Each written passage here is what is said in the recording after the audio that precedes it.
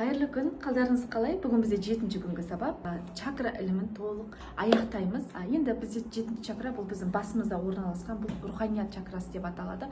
Бұл ашық немесе жабық деп айтпайды. Бұл сіздің 1-ші чакраңыздан бастап 6-ші чакраңызға дейінгі чакраларыңызға жауап береді. Яғни сізде 1-ші чакраңыз неше пайызға ашық, неше пайызға жабық екенін бүгіннен бастап сабақты қайттан тыңдайсыздар, өздеріңізге есеп бересіздер.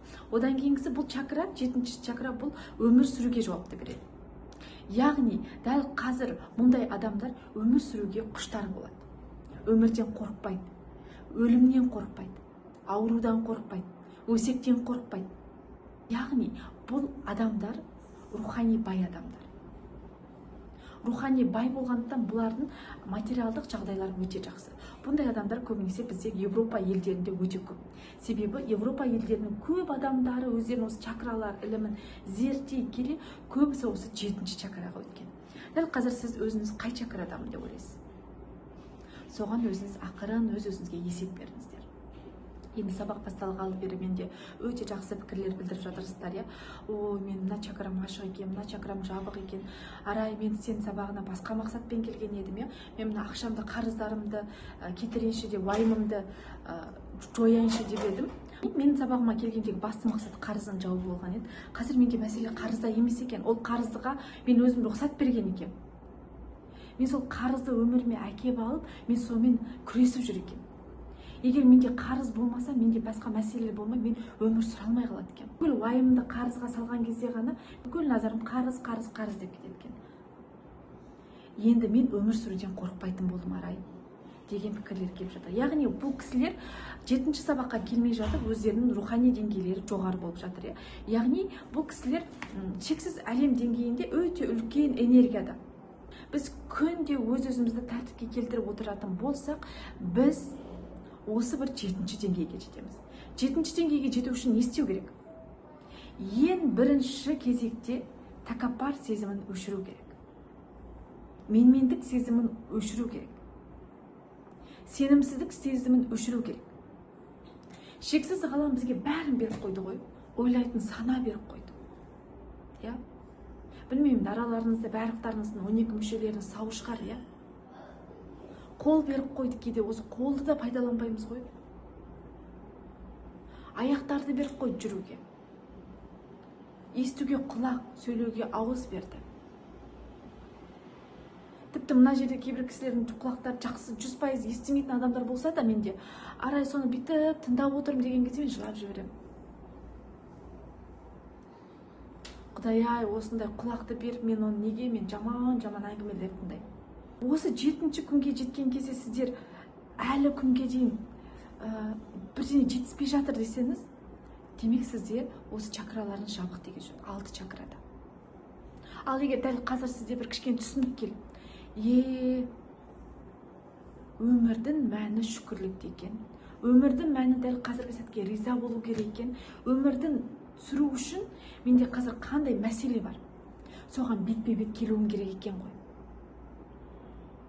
Білемін, дәл қазір сіздің маған қойғыңыз келген сұрақ бақытты болу. Қалай бақытты болу деген сұрақты айтқыңыз келмейді. Мен қалай тез ертең бақытты болуым керек деген сұрақпен келіп отырсыз. Бірақ мен сізге ертең бақытты боласыз деп айта алмаймын, себебі оған жету үшін сіз күнде әрекет жасауыңыз керек. Сіз менен әрекетті сұрап тұрған жоқсыз. Әйтеу маған тез жетудің жолын айтшы деп тұрсыз. Тез жетудің бірақ қана жолы бар. Сіз қазіргі күніңізге ризашылық айтып қана, мына ертеңгі болатын күнге жоспар жасайсыз. Бұл не деген сөз? Сіз дәл қазір осы тұрған сәтіңізге, дәл қазір осындасыз. Сіз қазір не ойлап тұрсыз? Шаршап тұрсыз, мен тыңдаған кезде ұйқыңыз келіп жатыр, құсқыңыз келіп жатыр, ішіңіз ауырып жатыр, жалқау болып кеттім, жата беремін. Тек қана тыңдай беремін. Неге деген сұрақтармен базаңыз ауырып қана жатыр. Мынау сіздің дәл қазіріңіз. Ертеңгі болашаққа әсер етеді. Мынау болашақ деген. Бұл болашақтың қандай? Бұның ішінде күн болуы, жарқырауы, бұл барлығы ертеңгі болашақтың бұның жарқырауының барлығы мына күнге әсер етеді. Яғни, мынау қалай болғанын қалайсыз?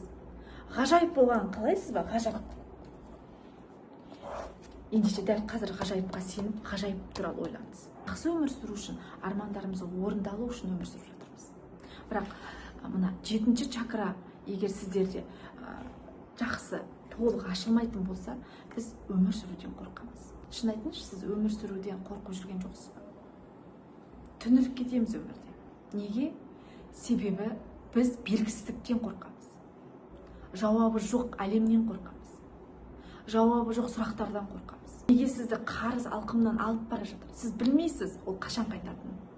Себебі сізге біреу келіп ертең қайтып кетеді деген сөз айта алмайды. Егер дәл қазір мен сізге ертең қайтып кетеді десеңіз, шын ба деп сенген кезде, ол орындалып кетеді. Бірақ мен сізге өйтіп айта алмаймын, сен мен білмеймін. Сіз қашан мен балам болады деп айтасыз. Белгісіз. Сондықтан сіз күйзелесіз. Мен қашан байимын дейсіз. Ол белгісіз қазір. Сондықтан сіз күйзелістесіз. Сіз түптеп келгенде белгісіздіктен қорқасыз. Жауабы жоқ сұрақтан қорқасыз. Соның жауабын білсем екен деп күтіп жатасыз, бірақ әрекет жасамайсыз. Менде оқушы болды, осында әпкеміз. Арай, мен сен сабағына кірдім. Маған керек, саған айттым ғой, мен қызымның кішкене ауырады, бірақ мына көңілға сынау береді. Соған мен тезірек арман жазуым керек, сондай сабағын жоқ па деді. Әпке, менде бар ғой, тапсырманы орындадыңыз ба? Жоқ. Тыңдап қана отырдым. Егер сіз тапсырманы орындамасаңыз, тек қана тыңдап қана қоюдың мағынасы жоқ, Неге жақсы пікірлер білдіріп жатыр сабаққа байланысты? Бәрі тапсырманы орындағандар. Яғни ол кісілердің барлығының 7-ші чакрасы ашық болмаса да, әйтеуір әрекет жасап жатыр. 7-ші чакра деген не? 7-ші чакра деген әрекетте жасау, Сену. Рухани әлемге өту үшін сіз әрекет жасауыңыз керек. Сену керек. Тағы да бір осы немістердің лагерінде жатқан Ницше туралы айтқым келеді. Ол кісі бізде 10 жылдай немістердің лагерінде болған. Мықты психолог. Енді ол түрмеде азапталмаған адам жоқ, чырылдамаған сәби жоқ, еңіремеген ана жоқ, жыламаған еркек жоқ. Бірақ сол түрмеден сол Ницше тірі шығады. Сонда 80 жасқа келіп студенттердің алдында тұрып былай деген екен: мен сендердің алдыларында тұрып сөз сөйлегенімді 20 жыл бұрын немістердің лагерінде жүріп елестеткенмін. Немістердің лагерінде таяқ жеп жүріп, мен сендерге дәріс беретіме сенгенмін. Әйелі мен бала шағамды көз алдында өлтірген кезде сендердің алдыларында сабақ беріп осыны айтып тұрғанымды елестеткенмін. Мен сендім дейді. Яғни жақсылыққа сендім дейді. Бізде дәл қазір ондай бір азапты өмір жоқ қой. Біз тоқшылықтан қайғырып жүрміз. Баршылықтан осындай жағдайға душар болып жүрміз. Бізде бәрі бар. Бар болғандықтан біз қайғырамыз. Жоқ болса адам шүкірлік етеді ғой. Жоқ қой енді қазірше бар болып қалар деген. Бізде бар бәрі. Біз тойып секіріп жүрміз. Тойып секіргендіктен біздің отбасымызға деген махаббатымыз өшіп жатыр. Неге дәл қазір бізде ажыраушылар көбейіп кетті, бір-бірлерінің көзіне шөп салатындар көбейіп кетті, опасыздықтар көбейіп кетті? Себебі бәрінде чакра жабық, ұят сезімдер жоқ. Чакра ашық болған кезде адамда титтей ұят сезім болады. Ол өзінің жақындарын ойлайды, өзін ойлайды, өзін ойлаған адам ең бірінші жақынын ойлайды. 7-ші чакра бұл ғаламмен байланыс. Сіз 7-ші чакрада болатын болсаңыз, көп деген ілімдерді бойыңызға сіңіре аласыз. Мынау не айтып жатыр?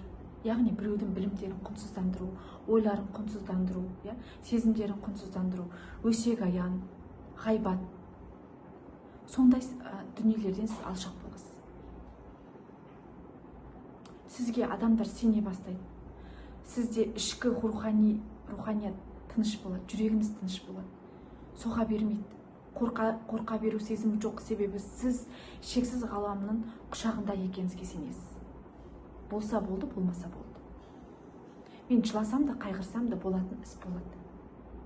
Сондықтан мен өзімнің жақсы көру, қорқу, үрейлену, жек көру, қызғаныш деген сезімдерімді басқарып отырмасам, бұны басқа бір күштер басқарып кететін болса, менің энергиям түсіп кетеді. Егер менің энергиям түсіп кететін болса, мен мазасыздана бастаймын.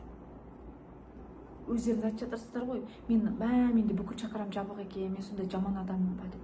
Адамда жаманы болмайды. Сіздің сөйтіп ойлауыңыздың өзі неге тұрады? Жаман адам ғана өзін жақсымын дейді. Жақсы адам ешқашан өзін жақсымын деп айқайламайды. Сондықтан жандарым мен, алтындарым мен, бізде 7 чакра, 6 чакрамыздың бәрі бір жақсы бір деңгейде болатын болса, қорқатын сезім келген кезде, қорқып тұрмын, бірақ ештеңе етпейді, мен қазір қағазға жазамын, бәрін жыртамын, көңілімнен алып тастаймын. Жаман түс көретін кезде, түс түлкінің боғы, қазір мен жазып тастайын да, мынаны менің санам алып кетпесін. Сізді біреу жаншылап, ұрып, өсектеп, сізге қиянат жасаса да, шексіз ғаламға тапсырдым. Оның сана деңгейі сол ғой. Жолдасыңыз сізді қиянат жасап, сатқындық жасаса да, кешіруге, кешірім бере беруге. Мені де кешірді ғой шексіз ғалам. Маған да бір мүмкіндік берді ғой. Мен де бір беріп көрейінші.